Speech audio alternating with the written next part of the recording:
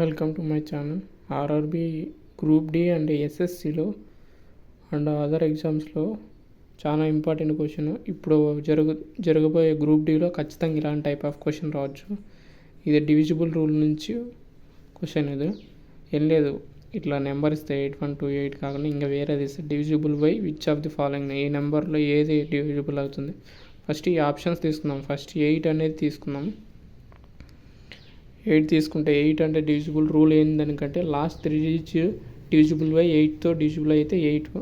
Next 5 తీసుకున్నాం option. 5 అంటే ఏం, లాస్ట్ డిజిట్స్ 0 కానీ. నెక్స్ట్ 6 అంటే 2 × 3, 2తో కానీ 3తో కానీ పోవాలి. నెక్స్ట్ 3 అంటే ఆప్షన్ డి 3 కదా. 3 అంటే sum of digits divisible by 3, 3తో డివిజిబుల్ అయితే అది. ఓకే, ఇక్కడ చూద్దాం. ఇప్పుడు ఫస్ట్ ఆప్షన్ చెక్ చేద్దాం. 128 8తో పోతుందో చూద్దాం.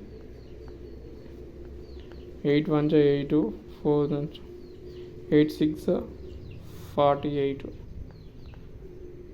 ఇక్కడ 8 దింపుకోవాలి కదా, 48 0 డివిజిబుల్తో పోయింది కాబట్టి ఇదే ఆన్సర్. మనకి మీతో చెక్ చేసే అవసరం లేదు. ఓకే, ఫుల్గా డివిజిబుల్ రూల్ బేసిక్ కావాలంటే కామెంట్ చేయండి, ఎవరి వరకు నేను పంపిస్తాను. ఓకే, నెక్స్ట్ వీడియో తర్వాత లైక్ చేయండి, షేర్ చేసుకోండి మీ ఫ్రెండ్స్.